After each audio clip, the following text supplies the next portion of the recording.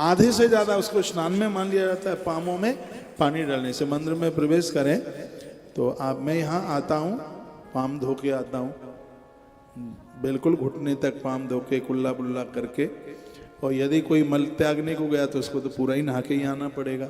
तो राजा नल को गलती हो गई, वो कुल्ला तो कर लिया लेकिन पामों पर पानी डालना उसे ना ध्यान में रहा, तो कलयुग ने मौका पाया और राजा को बर्बाद कर दिया। वो तो राजा धर्मात्मा था, जो लौटा था वो सब लौट के आ गया।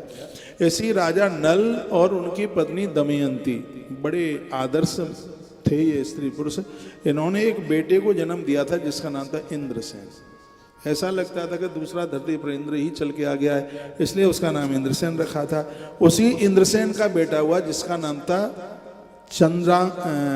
चंद्रांगद नाम था, बड़ा कठिन नाम है, चंद्रांगद नाम।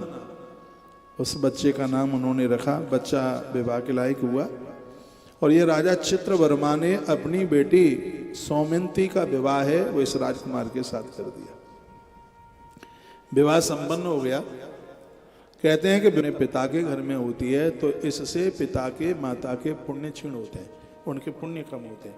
इसलिए पहले के समय में बच्चों की जल्दी शादी करने की एक परंपरा थी।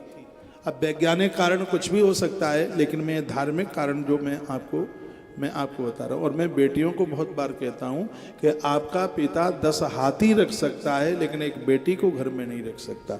बेटी को इसलिए उसको विवाह किया जाता है, पति के घर उसको भेजा जाता है। और आपको एक बात का पता हो, माता पिता की अस्थियों को गंगा जी में विसर्जित करके बेटा माता पिता के ऋण से मुक्त हो जाता है। लेकिन फिर बेटियां कैसे ऋण से मुक्त होती हैं? बेटी मंडप में बैठती है, जब उसके माता पिता उस बेटी का कन्यादान करते हैं तब वो पूरे वंश के ऋण से मुक्त हो जाती है। उस पिता से बड़ा कोई पिता ही नहीं है दुनिया में जिसको अपनी बेटी का कन्यादान करने का सौभाग्य प्राप्त हुआ। लेकिन आजकल तो बेटियां भी कह देती हैं कि हमें विवाह नहीं करना, हमें शादी नहीं करनी। ऐसा नहीं होता। ये प्रकृति के रूलों को ख़त्म करना है, ये प्रकृति के नियमों को बिल्कुल ख़त्म करना है। बातें तो बहुत, इसमें बड़ी अद्भुत बातों को ये कहा गया है। तो विवाह हो गया और कुछ दिनों के लिए चित्रांगद, वो क्या ना चंद्रांगद, और वहीं वो ससुराल में रहे। एक दिन अपनी पत्नी को साथ में लेते हुए, सहेलियाँ भी साथ में थी, और वो राजकुमार जल में कूद गया। और जैसे ही जल में नहाने को कूदा तो वो सीधे नीचे पानी में चला गया, डूब गया। वो नीचे जल में चला गया। यहाँ तो हाहाकार मच गई, सब रोने लगे। बहुत बड़ी दिक्कत, बड़ा कष्ट और बड़ी परेशानी हुई और वो चला गया पानी में। एक नाग कन्या मिली। मैं कल बोल रहा था नागों को कभी मारना मत, ये नाग बड़ा समर्थन करते हैं।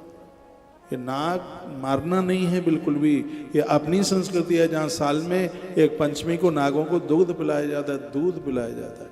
जो लोग मंदिर में जाते हैं शिवालय में नाग की पूजा करते हैं। कल ही मैंने यह बात बोली है। वो नाग कन्या ने सहयोग अर्जुन का किया था। मैं ऐसे कितने में नाम बता दूं।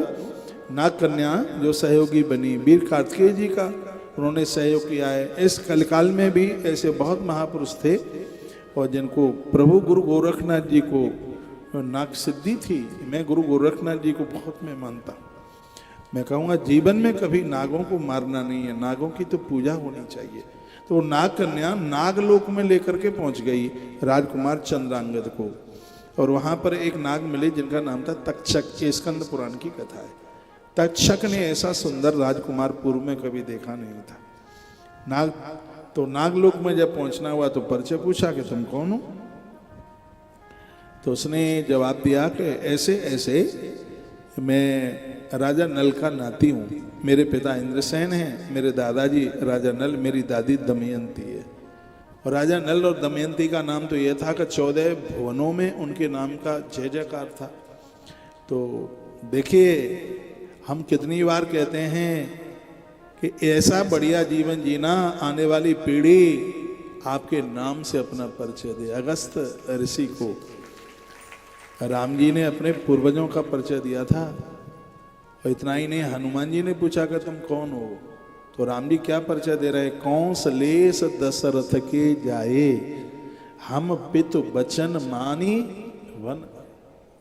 हम कौशल नरेश राजा दशरथ के पुत्र हैं, मेरे प्रभु ने ये जवाब दिया। तो माता पिता तो ऐसा जीवन जिए कि बच्चे जब परिचय दें सामने वाला गदगद हो जाए, ओ धन्य है वो, उनका तो भारी नाम है।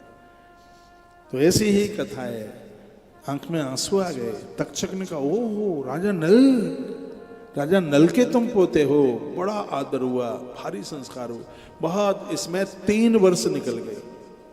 और उधर क्या हुआ, वहां तो हाहाकार मच गया, भाल की बिंदी छूट गई और कहा कि चूड़ियां उतार दो, भाल की बिंदी उतार दो। इतने में वही माता मैत्रेयी द्वारा आ गई। माता मैत्रेयी ने कहा, बेटा तूने सोमवार का व्रत किया है तो मुझे विश्वास है कि किसी की ताकत नहीं है कि तेरे सुहाग को कोई छीन करके बता दे। ये व्रत तो ऐसा है, ये पति को निरोगी कर देता है। ये व्रत ऐसा है, वो माता मैत्रेयी याज्ञवल्क्य की पत्नी कहती है कि काल की भी ताकत नहीं है कि उसको अपने गाल में समेट ले। जिसकी अर्धांगिनी, जिसकी पत्नी सोमवार का व्रत कर रही है, उसके पति को कोई छीन लेगा? ऐसे कैसे हो सकता है? हाँ, दिक्कत तो आ सकती है लेकिन प्राण नहीं जा सकते। लक्ष्मण की पत्नी उर्मिला भी सोमवार का व्रत करती थी। वाण खाकर मूर्छित तो हो सकते हैं लक्ष्मण, लेकिन वो वाण लखन के प्राण नहीं ले सकते। ये सोमवार व्रत की महिमा ही। याज्ञवल्क्य की पत्नी मैत्रेयी कहती है, बेटी मेरी बात के ऊपर तो तू विश्वास कर, तेरा पति जहां भी होगा वो सुरक्षित होगा। और ये कह करके वो याज्ञवल्क्य की पत्नी वो मैत्रेयी वहां से चली गई। ये सोमवार व्रत कथा आप सुन रहे हैं। इतनी परिस्थिति में भी उसने ये व्रत नहीं छोड़ा। 3 वर्ष निकल गए थे।